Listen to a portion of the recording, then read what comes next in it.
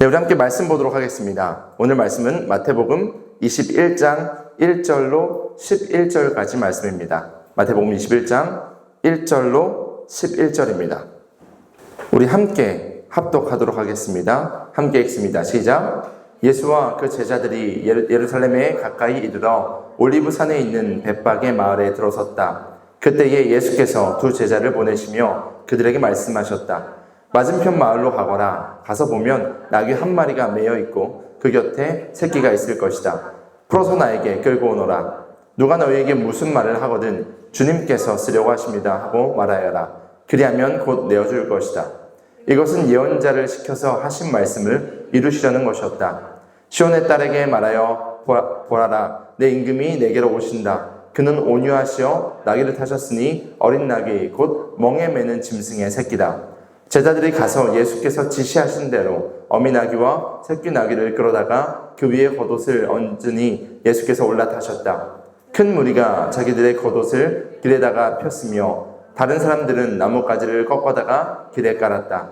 그리고 앞에 서서 가는 무리와 뒤따라오는 무리가 외쳤다. 호산나 다윗의 자손께 복되시되 주님의 이름으로 오시는 분 더없이 높은 곳에서 호산나. 예수께서 예루살렘에 들어가셨을 때에 온 도시가 들떠서 물었다. 이 사람이 누구냐? 사람들은 그가 갈릴리 나사렛에서 나신 예언자 예수라고 말하였다. 아멘.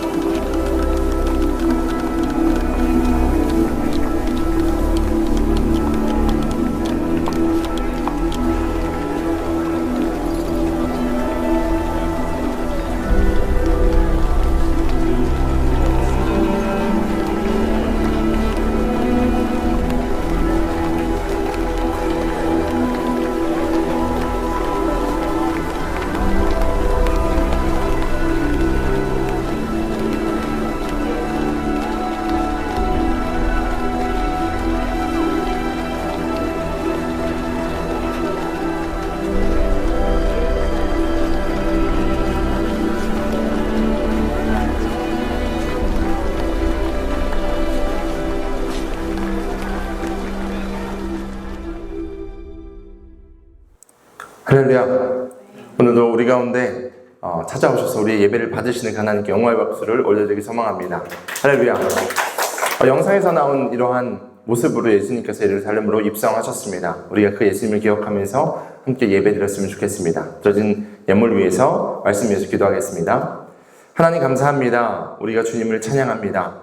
우리를 위해서 예루살렘에 들어오셔서 십자가의 길을 걸어가신 그 주님, 우리가 오늘도 주님이 바라보시는 그 길을 바라보고 주님이 바라보신 것을 바라볼 수 있도록 우리 마음을 주님께 온전하게 드리는 시간 되게 하여 주시고 주의 말씀이 깨달아지는 시간 될 수 있도록 인도하여 주시옵소서. 특별히 주님 전에 나올 때에 빈손으로 나오지 아니하며 하나님께 감사의 예물 드린 자들이 있습니다. 또한 11조로 다양한 모양의 헌금으로 주님 앞에 예물 드린 자들이 있습니다. 하나님 과거의 두랩돈을 기억하여 주셔서 이 물질이 쓰이는 곳마다 하나님 주님의 은혜가 흘러넘치게 하여 주시고 죽어가는 많은 영혼들에게 생명을 전하는 데 쓰이게 하여 주시고 드린 손길 위에 복의 복을 더하여 주셔서 물질의 천지기가 되게 하여 주시고 마르지 않는 샘으로 공급하여 주시옵소서. 또한 우리가 더 많은 것으로 주님 앞에 드릴 수 있도록 우리 가운데 재정의 문을 열어주셔서 하나님 선한 주의 사역 감당할 수 있도록 주님 우리를 인도하여 주시옵소서. 오늘 말씀을 전하고 듣습니다. 이 모든 시간 주님 홀로 영광 받아주시고 주님 말씀하옵소서. 우리는 듣겠나이다. 감사하며 예수님의 이름으로 기도하옵나이다.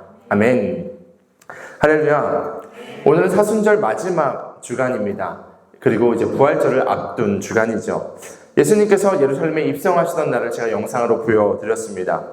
종려나무 가지를 흔들고 호산나 다윗의 자손으로 오신 왕이여 메시아를 찬양하던 그 이스라엘 백성들의 모습을 기억하면서 유대인들의 모습을 기억하면서 우리는 이 주간을 팜 선데이, 그러니까 종려주일이라고 부릅니다. 종려주일은 예수님께서 공개적으로 본인이 메시아가 되심을 드러내신 그런 날입니다.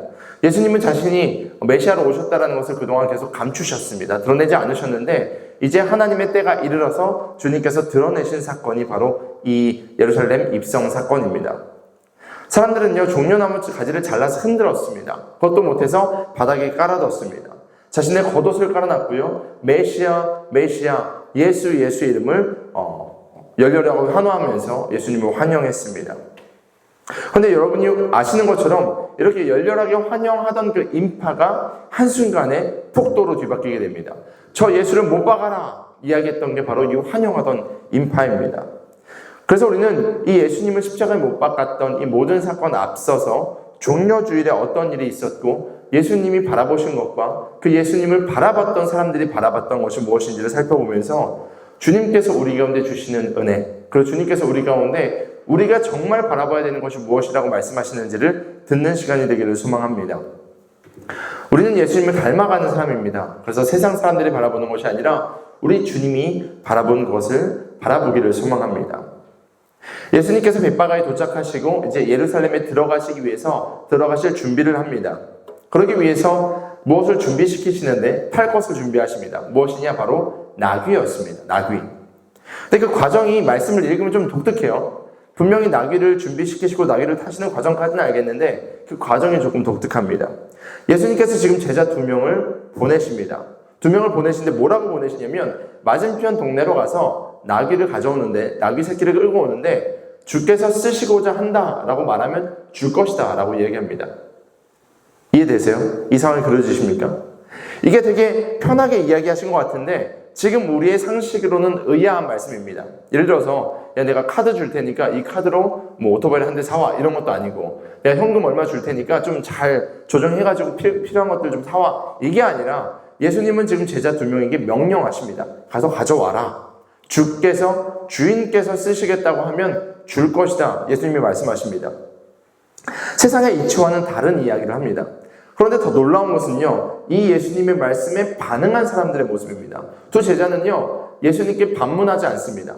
성경을 읽다 보면 예수님의 제자들이 예수님이 말씀하실 때 반문하는 경우들이 있어요. 예수님 지금 오병이요, 이거 갖다가 몇 명이나 먹일 수 있겠습니까? 주님, 지금 모인 사람들이 이렇게 많은데 이만한 돈이 필요합니다. 이렇게 얘기했던 게 제자들이었어요. 근데 지금 제자들에게 예수님이 가져와라 말씀하시니까 그 권위 있는 주님의 음성에 제자들이 반응합니다. 순종하죠. 그리고 더 놀라운 것은 나귀 주인도 순종하여서 내어드립니다. 그리고 더 신기한 것은요, 나귀도 순종합니다. 지금 나귀 새끼 그리고 나귀, 그러니까 새끼가 떨어지는 그 과정에서 동물들이 얼마나 난리치는지 아시죠? 근데 그 나귀도 지금 잠잠했고요, 나귀 주인도 잠잠했고요, 제자들도 잠잠했습니다. 저는 이 말씀을 읽으면서 무엇을 깨닫게 되었냐면 주님이 주인이시지. 우리는 우리의 소유, 우리의 것을 내 것이라고 생각합니다. 그렇죠? 내 것이니까 줄 때는 내 허락을 받아야 된다. 우리 삶의 모든 부분도, 심지어 하나님께도 마찬가지입니다. 하나님, 이거 내 건데요. 하나님, 제가 이만큼 한번 헌신해 볼게요. 하나님, 이만큼 드려볼게요. 이게 우리의 모습이잖아요. 그런데 지금 권위 있는 예수 그리스도의 말씀에 지금 제자들이 순종합니다. 그리고 나서 어떻게 됐냐? 쓰임받습니다. 여기서 놀라운 비밀이 발견되는 거죠. 만약에 이들이 반문하고 이들이 반항했다면, 이들이 다른 방식을 취했다면 이 말씀 가운데 이 내용이 기록되지 않았을 수 있습니다. 그런데 순종한 그들을 통해서 예수님이 예루살렘에 입성하는데 쓰임받게 된다는 이 그림을 보게 됩니다. 주님이 쓰시고자 하시면 아멘으로 순종하시길 소망합니다. 그러면 쓰임받는 겁니다. 주님이 내가 쓰겠다, 주인이 말씀하실 때 우리는 그저 내어드리면 됩니다. 그럴 때 아무 쓸모없는 것 같고 별 볼 일 없는 나귀 새끼도 예수님을 태우게 되는 것이죠. 아마 이 모든 과정에서 가장 기뻤던 것은 나귀 새끼일 것 같아요. 나귀 주인일 것 같아요. 지금 예수님이 들어가신 그 모습 제가 보여드렸죠. 근데 영화로 만든 거니까 좀 약간 캄다운해서 찍은 것 같은데, 왜냐면 이제 십자가를 지셔야 되는 내용으로 가야 되니까. 아마 메시아가 왔다는 그 환호성과 그 환대와 그 놀라운 기쁨의 소리는요, 아마 나귀 새끼를 흥분시켰을 수 있습니다. 나귀 주인이요, 야, 저 예수님, 저 메시아가 탄 게 내 거야. 내가 내어드린 나귀 새끼야. 라고 생각했을 겁니다. 이겁니다. 순종하고 드릴 때에 하나님이 크게 사용하신다라는 것을 말씀을 통해서 볼 수 있습니다. 그런데 재밌는 것은요, 보통 한 전쟁에서 승리한 장군이 그 성문에 들어가거나 한 나라의 왕이 입성할 때에는 보통 어떤 걸 타는 줄 아십니까? 뭘 타고 가죠? 보통 군마 알죠? 군마. 갈기가 쫙 막 엘라스틴이라고 그러냐? 엘라스틴한 것처럼 막 갈기가 막 찰랑찰랑하거나 아니면 완전 하얀 백마. 네, 뭐 북한의 김정은도 백마 타고 막 나타나시는데 그만큼 그 힘을 상징하는 것들 있잖아요. 그걸 타고 가거나 아니면 코끼리를 타고 가는 경우도 봤습니다. 이렇게요. 백마를 타고 가거나 마차를 타고 가거나 그 주변에 많은 사람들을 호위해서 가거나 아니면 코끼리 같은 큰 힘 있는 짐승을 타고 입장하는 것, 들어가는 것이 당연한 모습입니다. 힘을 동원해서 만듭니다. 저는 근데 이 말씀을 준비하다가 딱 떠오른 이미지가 있어요. 여러분 혹시 디즈니 보셨어요? 디즈니 만화 중에서 알라딘 보셨어요? 알라딘에 이런 장면이 있습니다. 제가 이제 유튜브에 올려야 되니까 BGM은 제가 못 올려드리는데 이 배경음이 빠바빰 빠밤 이런 노래 알아요? 빠바빰 빠밤. 네, 여기서 세대 차이가 조금 나기 시작하는데 전 이걸 보고 자랐거든요. 이 알라딘이라는 이 주인공이요, 원래는 거지였어요. 지나가다 사과 훔쳐먹고 이런 거지였거든요. 그런데 램프를 하나 주게 되죠. 램프의 지니를 만나게 돼요. 지니가 소원 3가지를 들어줄게 라고 이야기하니까 한 가지 소원을 비는데 뭐였어요? 한 나라의 왕이 됐으면 좋겠어. 그리고 자스민 공주 너무 이쁜데 그 자스민 공주의 그 성으로 내가 들어갔으면 좋겠어. 그러자 데리고 있었던 원숭이가 코끼리로 변해요. 그리고 멋있는 옷을 입어요. 그리고 수많은 금은보화와 사람들을 이끌고 자스민이 살고 있는 그 성으로 들어가는 모습이 이 그림입니다. 전 이게 아직도 눈에 서네요. 아, 이게 왕이구나. 아, 이게 이제 돈의 권력이구나. 뭐 이런 거 어릴 때 생각했던 것 같습니다. 근데 예수님은요, 전혀 다른 등장을 하시죠. 예수님은 제자들이 끌고 온 나귀, 그것도 나귀 새끼. 제대로 사람을 태워본 적도 없어서 불편한 그 나귀 새끼를 끌고 오게 하십니다. 그리고 예루살렘에 들어가십니다. 근데 이 모습을요, 지금 마태가 기록하고 있는데요. 이 마태가 기록할 때 뭐라고 기록하냐면 구약의 예언의 성취다라고 이야기합니다. 바로 스가랴 9장 9절 말씀인데 우리 같이 한번 읽어봤으면 좋겠습니다. 함께 읽습니다. 시작.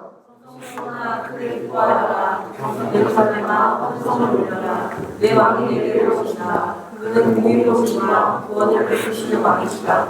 그는 온순하셔서 나귀 새끼인 어린 나귀를 타고 오신다. 아멘. 이 말씀이 뭐냐면요, 예수님이 오시기 훨씬 전에 스가랴라는 예언자, 선지자에게 하나님께서 비전을 주셔서 예언을 하게 하신 거예요. 근데 예수님이 신기하게 이 모습 그대로 오셨다라는 겁니다. 예수님의 오심은요, 과거부터 준비되어 있었고 하나님의 일하심이다라는 것을 증명해 주는 거죠. 소름 돋는 이야기입니다. 칼과 힘의 통치로 그 당시에 많은 위정자들 그리고 왕은요, 백성들의 피를 빨아먹고 살았습니다. 백성들이 힘들게 에너지를 쏟아서 그 권력자를 높이는 데 사용됐단 말이에요. 그런데 여타 다른 왕들과는 전혀 다른 모습으로 예수님이 왕으로 예루살렘에 들어오십니다. 근데 그 왕은 어떤 왕입니까? 자신을 희생해서 백성을 구원하는 왕입니다. 완전 반대예요. 세상은 왕이 백성을 희생해서 자신의 권력을 높이는데 예수님은 자신을 희생해서 백성들을 살리십니다. 사랑하는 저와 여러분을 위해서 고난의 길, 십자가의 길을 당당하게 걸어가신, 뚜벅뚜벅 걸어가신 참된 왕이시다라는 것이죠. 그리고 그분은요, 고난의 길 이후에 죽음이 있다는 것을 아셨습니다. 그럼에도 불구하고 묵묵히 그 길을 다 걸어가셨습니다. 그리고 자신의 목숨을 내어주시고 십자가에서 죽으셨습니다. 그러니까 세상이 바라보고 세상이 주목하는 그 왕의 모습은요, 예수님께는 없었다는 것입니다. 세상이 바라봤던 그 화려한 왕의 모습, 메시아의 모습은요, 예수님께서는 찾아볼 수 없었습니다. 오히려 그분은요, 화려함보다 온 인류를 구원할 생명을 바라보셨습니다. 자신이 져야 될 고난의 십자가를 바라보셨습니다. 그래서 어떤 왕들과는 오히려 세상적으로 비교했을 때는 초라해 보이지만 어떤 왕들과 비교할 수도 없는 가장 아름다운 왕, 겸손의 왕으로 이 땅 가운데 오심을 믿으시길 소망합니다. 근데 그 예수님은요, 세상의 왕들과는 더 다른, 세상의 왕들과는 전혀 다른 더 강력함이 있으셨습니다. 사실 그분은요, 온 천하 만물을 창조하신 분이십니다. 믿으십니까? 창조주 하나님이신, 그리고 그 창조한 세상을 운행하시는 분이십니다. 천지전능하신 분이십니다. 모든 것의 주인 되십니다. 말만 해도 나귀 주인이 나귀를 내어올 만큼 모든 것을 다 할 수 있는 분이시지만 자신의 어떠함을 드러내지 않으시고 하나님과 우리 사이를 화목하게 하기 위해서 우리의 회복을 바라보신 진정한 왕이시다라는 것이죠. 그런데 당시 유대 무리들, 지금 이스라엘 백성들, 유대 사람들이 예수님을 막 환호하고 있을 때 그들은 예수님이 어떤 것을 바라보고 계셨는지 전혀 알지 못했습니다. 그들은요, 자신이 원하는 것을 예수님이 해주길 원했어요. 자신들이 디자인한 메시아를 예수님께 접목시키고 싶었습니다. 정치적인 메시아, 군사적인 영웅을 원했습니다. 그래서 그들은 호산나 다윗의 자손으로 오시는 왕이여 라고 외친 것입니다. 열광적으로 지지했습니다. 그런데 예수님은요, 인간의 기대를 충족하기 위해 오신 분이 아니다라는 겁니다. 다시 한번 말씀드려요. 예수님은요, 우리의 기대를 충족시키기 위해서 이 땅에 오신 분이 아닙니다. 예수님이 이 땅에 오신 이유는요, 하나님의 예언을 성취하시고 온 인류를 구원하시기 위해 오신 것입니다. 나의 잘됨, 나의 만족, 한 나라의 그냥 회복, 그 정도의 수준에 머물러 계신 분이 아니고요, 온 인류를 구원하시기 위해서 오셨다는 겁니다. 그분은요, 위대하시지만 겸손하십니다. 그분은 강력하지만 온유하시고요, 평화의 왕으로 오셨습니다. 위험 있는 분이지만 누구나 다가가서 안길 수 있는 그런 왕으로 오셨습니다. 어린아이도 와서 안길 수 있는 그런 분, 그분이 바로 예수님입니다. 그 예수님은요, 이 땅에 직접 오셔서 우리의 모든 고난과 아픔과 슬픔과 모든 고통을 다 짊어지시고 그것을 해결해 주시러 오시는 왕이십니다. 그래서 그분은요, 화려한 백마나 군마나 코끼리 이런 것을 타신 것이 아니라 보잘것없는 나귀를 타고 오셨습니다. 예수님께서 이렇게 예루살렘에 입성하셨을 때 그 시즌이 언제였냐면 유대인들이 가장 큰 절기로 지키는 유월절 시즌이었습니다. 유월절 패스오버 아시죠? 과거에 이집트에서 탈출했을 때 그 10가지 재앙 마지막 재앙으로 인해서 탈출했던 것을 기억하면서 패스오버 유월절을 지키는 그 시즌이었습니다. 이 시즌은요, 전 세계에 있는 모든 유대인이 예루살렘으로 모입니다. 전 세계에 있는 유대인들, 그리고 전국에 퍼져 있는 유대인들이 한 곳으로 모이는 시즌입니다. 그래서 신학자들은요, 아마 이곳에 모인 유대인들의 숫자는 수백만이 될 것이다 라고 이야기합니다. 아무튼 그 많은 사람들이 예수님이 오신다는 소식을 알았을까요? 몰랐을까요? 아셨습니다. 그 당시 예수님은요, 슈퍼스타였습니다. 예수님이 수많은 기적과 이적을 베풀고 사람들의 인기가 있으니까, 야, 이때다. 지금 이 타이밍에 예수님이 이 로마의 군사 정권, 로마가 잡고 있는 이 정권을 전복시키고 과거의 다윗 왕이 가졌던 그 놀라운 힘과 능력으로 우리를 회복시킬 거야. 이 기대가 유대인들 마음 가운데 있었던 것입니다. 제자들은요, 나귀 새끼 등에다가 자신의 옷을 벗어놓습니다. 예수님을 타게 합니다. 그리고 자신들의 옷을 깔아둡니다. 수많은 사람들의 옷을 벗고 종려나무 가지를 흔들고 이렇게 환호했다고 생각해 보세요. 장관이었을 겁니다. 카퍼레이드 뭐 이런 거 하잖아요. 우리가 레드카펫 그런 것만 봐도 청룡 뭐 영화제 이런 거 봐도 엄청난데, 예수님이 가는 그곳에 깔 게 없어서 자신들의 겉옷까지 다 벗어놓는 그 사람들의 모습을 상상해 보십시오. 얼마나 멋있었을까요? 얼마나 화려했을까요? 최고의 대우를 예수님께 보이는 그들의 마음을 볼 수 있었습니다. 그리고 사람들은 이렇게 외칩니다. 우리 9절 말씀인데요, 마치 예수님을 만난 것처럼 크게 한번 외쳐볼게요. 시작! 그리고 앞에 서서 가는 무리와 뒤따라오는 무리가 외쳤다. 호산나 다윗의 자손께 복되시다. 주님의 이름으로 오신 분 더 없이 높은 곳에서 호산나 호산나 호산나. 이들은 이렇게 외쳤을 거예요. 호산나. 호산나의 원래 히브리어 뜻은 뭐냐면요, 구원하소서라는 뜻이에요. 지금 우리를 구원하소서, 호산나 이런 뜻입니다. 그런데 지금 이 말은 호산나, 우리를 구원해 주십시오라는 기원의 말과 경배와 찬양의 의미가 다 담겨 있는데, 지금 예수님을 메시아로 칭하면서 호산나 하는 것은요, 예수님을 환호하는 모습입니다. 마치 시편 118편의 모습과 같은데요. 우리 118편 24절, 26절도 함께 읽어보겠습니다. 시작! 이날은 주님이 구별해 주신 날, 우리 모두 이날에 기뻐하고 즐거워하자. 주님 강구합니다. 우리를 구원하여 주십시오. 주님 강구합니다. 우리를 형통하게 해주십시오. 주님의 이름으로 오는 이에게는 복이 있다. 주님의 집에서 우리가 너희를 축복하였다. 아멘. 영어로 이런 찬양이죠. This is the day. This is the day. 그러니까 오늘 이 날이 구원받는 날이다 라는 이런 고백이거든요. 이 날은 주님께서 구원해 주실 날입니다. 시편 118편에 기록된 이 모습처럼 호산나, 예수님을 찬양했다라는 것이죠. 그러니까 메시아를 맞이하는 지금 예수님이 예루살렘에 입성하는 이 날이, 야, 이제 우리 끝났다. 이제 더 이상 로마의 압제 가운데 고통할 필요 없다. 이제 주변 국가에 무시당하고 핍박당했던 그 모든 서름을 토로하면서 이제 두고 봐. 우리가 다 안 갚아줄 거야. 우리 다 갚아줄 거야. 이 고백이 담긴 호산나였다는 거죠. 그들의 시선은요, 지금 예수님께 있는 것 같지만 예수님이 정복시키셔서 다시 부상할 강력한 이스라엘을 바라보고 있었습니다. 그들의 마음은요, 함께 하나 되어서 그렇게 예수님을 호산나 찬양했던 것입니다. 심지어 그 예수님을 따르던 제자들도 그랬습니다. 만약에 예수님께서 이 예루살렘에 들어가셔서 이 사람들과 함께 폭동을 일으키거나 뭔가 이제 혁명을 일으켜서 예루살렘을 다시 한번 회수하면 나는 어떤 장관 자리 하나 하지 않을까? 이런 이야기합니다. 자신들이 서로 이야기합니다. 내가 더 크다, 네가 더 크다. 나는 오른편에, 너는 왼편에. 이런 얘기했던 게 제자들의 모습입니다. 사랑하는 여러분, 혹시 예수님을 지금 어떻게 바라보고 있습니까? 오늘 예배 드릴 때 우리가 함께 기도할 때 여러분은 무엇을 기도하셨습니까? 혹시 예수님을 램프의 요정 지니처럼 생각하지 않습니까?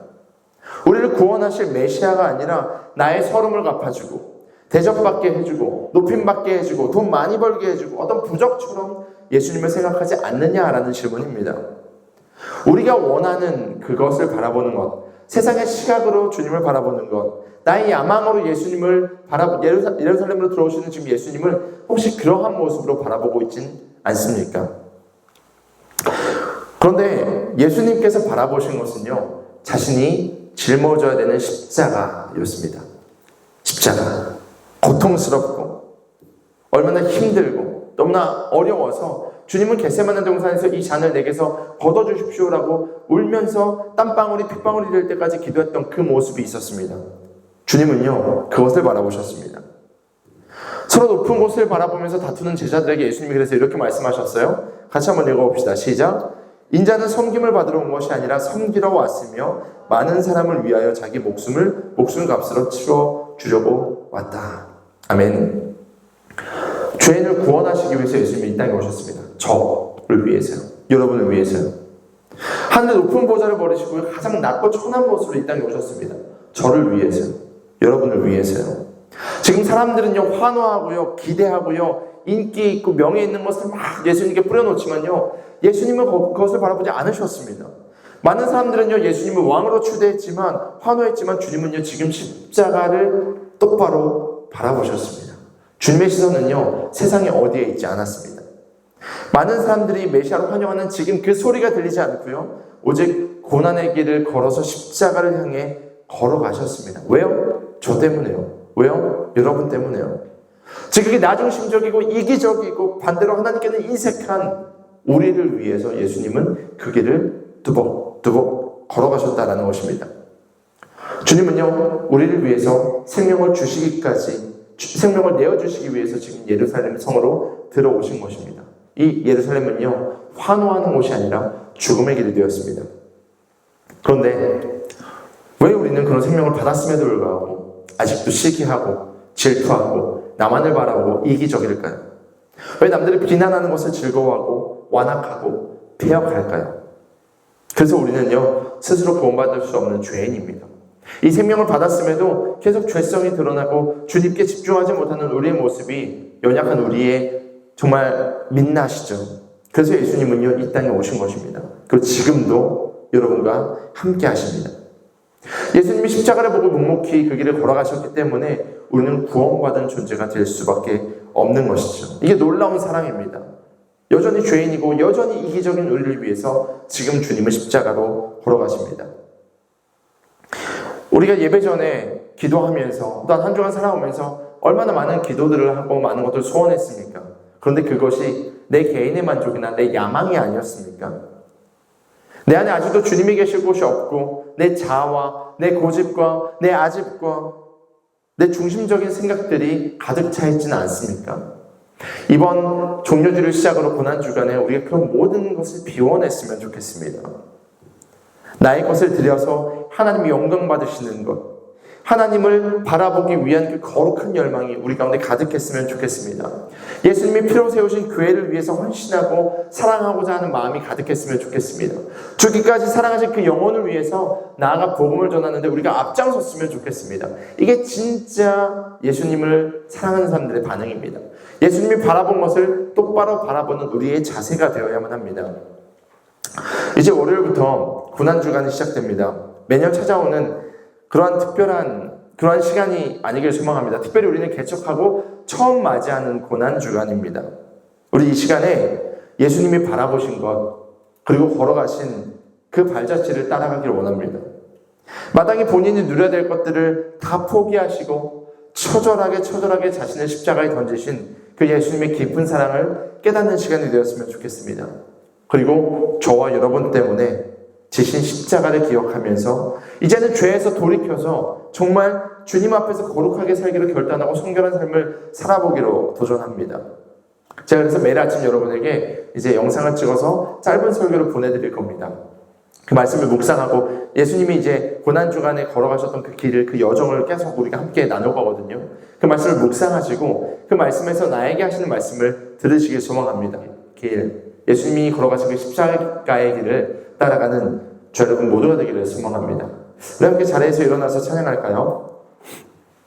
마지막으로 찬양할 때에 하나님의 그 마음이 있는 곳에 우리가 있길 소망합니다.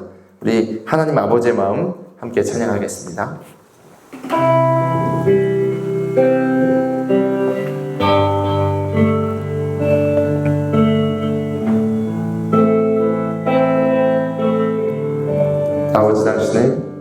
아버지 당신의 마음이 있는 곳에 나의 마음이 있기를 원해요. 아버지 당신의 눈물이 고인 곳에 나의 눈물이 고이길 원해요. 아버지 당신이 바라보는 영혼에게 나의 두 눈이 향하길 원해요. 아버지 당신이 울고 있는 어두운 땅에 나의 두 발이 향하길 원해요. 나의 마음이 아버지의 마음 알아. 내 모든 뜻 아버지의 뜻이 될 수 있기를. 나의 온몸이 아버지의 마음 알아. 내 모든 삶 당신의 삶 되기를. 아버지 당신의 마음 있는 곳에 마음이 있는 곳에 나의 마음이 있기를 원해요. 아버지 당신의 눈물이 고인 곳에 나의 눈물이 고이길 원해요. 아버지 당신이 바라보시는 아버지 당신이 바라보는 영혼에게 나의 두 눈이 향하길 원해요. 아버지 당신이 울고 있는 어두운 땅에 나의 두 발이 향하길 원해요. 나의 마음이 아버지의 마음 알아. 내 모든 뜻 아버지의 뜻이 될 수 있기를. 나의 온몸이 아버지의 마음 알아. 내 모든 삶 당신의 삶 나의 마음이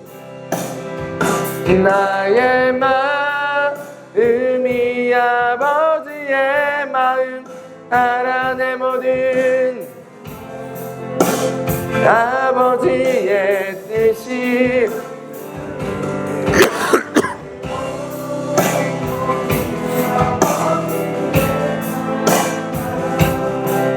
내 모든 삶. 우리 함께 기도합시다. 하나님, 이번 고난주간 그렇게 살아내겠습니다. 예수님이 걸어가신 그 발자취 따라가겠습니다. 세상이 바라보는 것을 바라보지 않게 하여 주시고 예수님이 바라보는 것 바라보게 하여 주시옵소서. 우리의 시선이 주님께 집중되게 하여 주시고 하나님 우리 주님을 더욱더 사랑하게 하여 주시옵소서. 우리 주여 한번 외치고 간절한 마음으로 기도합니다. 주여